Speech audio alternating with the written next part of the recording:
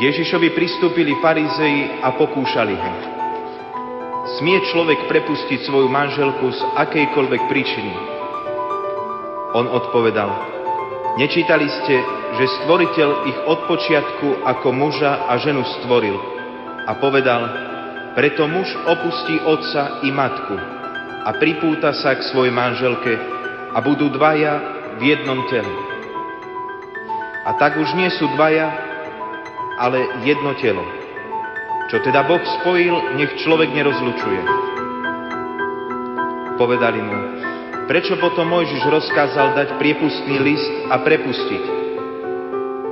Odpovedal im: Mojžiš vám pre tvrdosť vášho srdca dovolil prepustiť vaše manželky. Ale od počiatku to nebolo tak.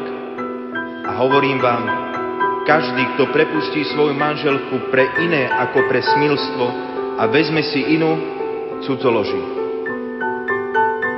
Jeho učeníci mu povedali: Keď je to takto medzi mužom a ženou, potom je lepšie neženiť sa. On im povedal: Nie všetci pochopia toto slovo, iba tí, ktorým je to dané.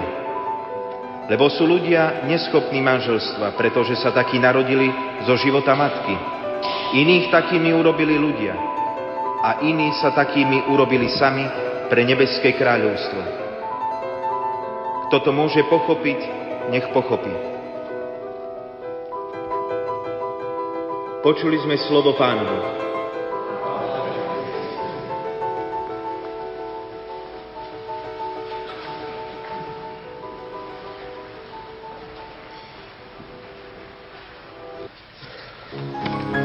Drahí bratia a sestry, milí poslucháči Rádia Lumen, približme si nakrátko okolnosti, ktoré sú na pozadí tohto rozhovoru Ježiša s farizejmi o vzťahu muža a ženy, ktorý vyplynul z tej otázky farizejov, či smie človek prepustiť svoju manželku z akejkoľvek príčiny. A pozadí tohto rozhovoru je to, že Ježiš je v Júdsku, prichádza za Jordán a nasledujú ho veľké zástupy a on tieto zástupy uzdravuje. Ježiš uzdravuje veľké zástupy. Nie je povedané priamo, že by uzdravoval chorých, ale uzdravuje veľké zástupy. A práve do tejto atmosféry uzdravovania prichádzajú títo farizei s touto otázkou. Môže sa nám zdať, že tieto vonkajšie okolnosti nejako nesúvisia s tým dialógom Ježiša s farizejmi o vzťahu muža a ženy. Ale keď sa nad tým zamyslíme, tak veľmi hlboko súvisia tieto vonkajšie okolnosti uzdravovania s týmto Ježišovým dialógom s farizejmi. Z tohto dialógu vyplýva, že aj vzťah muža a ženy potrebuje uzdravenie, ako ho potrebovali tie veľké zástupy. A potrebuje uzdravenie nie hociaké, ale potrebuje Ježišovo uzdravenie. A tie veľké zástupy, ktoré nasledujú Ježiša, snáď predstavujú zástupy mužov a žien celej histórie, ktoré nasledujú Ježiša a neustále ho prosia, aby uzdravoval ich vzťah.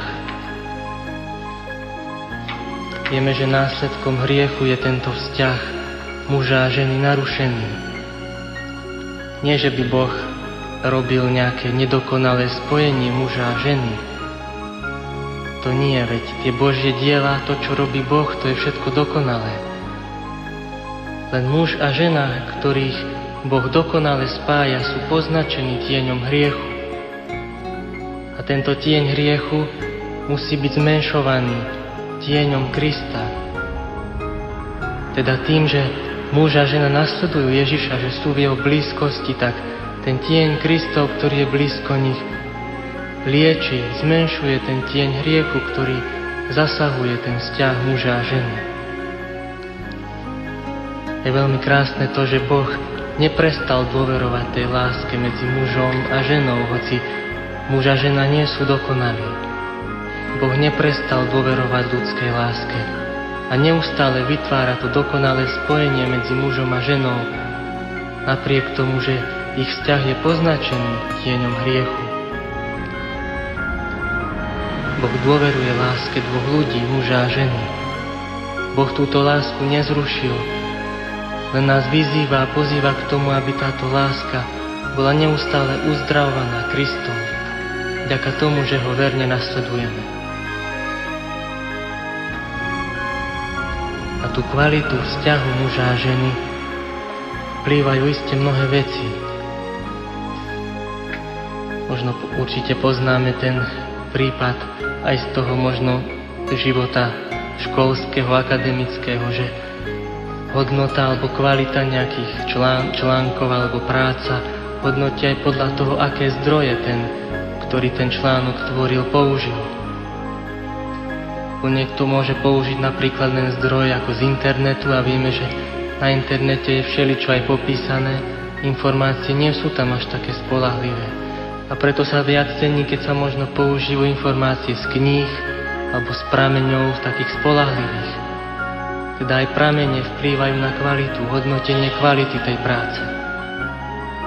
Takisto aj kvalita vzťahu muža a ženy je ovplyvnená, čím sa tento vzťah živí, ak tak môžeme povedať. Z čoho čerpá tento vzťah? Lebo dnes vieme, že tento vzťah je veľmi taký ohrozovaný, najmä možno bulvárom, ktorý chce na týchto vzťahoch a na tých škandáloch zarábať. Chce zosmiešniť tento vzťah. A keby vzťah muža a ženy mal žiť len z tohto, tak by bol veľmi zoslabnutý, veľmi znehodnotený.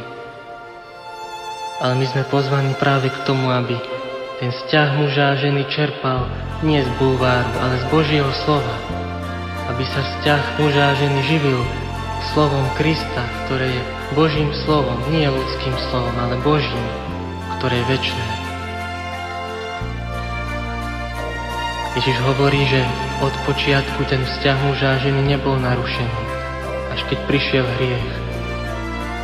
A my sme pozvaní vrátiť sa na ten počiatok. A tým počiatkom, ako hovorí svätý Pavol, je sám Ježiš. Ježiš je, on je počiatok. To nebojme sa vrátiť k Ježišovi, vrátiť sa k nemu, nasledovať ho, aby ten tieň hriechu, ktorým je zasiahnutý vzťah muža a ženy, bol stále zmenšovaný. Prosme, aby to Ježišovo srdce, ktoré je tým počiatkom, prameňom, odstraňovalo aj z nás to kamenné, tvrdé srdce, aby nám Ježiš dal to srdce z mesa. Lebo nie sme povolaní k tomu, aby sme sa odlúčili od človeka, s ktorým máme prežiť celý život. Nie treba odstrániť človeka, ale treba odstraňovať tvrdosť nášho srdca. Vtedy sa môžeme otvoriť pre druhého. To prosme Ježiša, aby nám dal to srdce z mesa, ktoré je ochotné meniť sa, ktoré je ochotné ho nasledovať a nechať sa ním neustále liečiť a uzdravovať. Amen.